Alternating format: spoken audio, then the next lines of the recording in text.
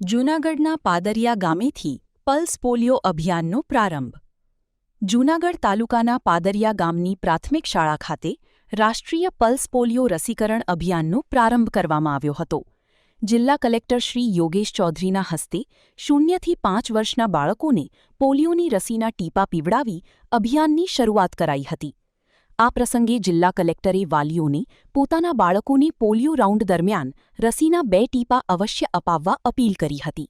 તેમણે જણાવ્યું હતું કે આસપાસના વિસ્તારમાં એક પણ બાળક રસીકરણથી વંચિત ન રહે તે સૌની સહિયારી જવાબદારી છે. રિપોર્ટર પ્રકાશ દવે, જૂનાગઢ.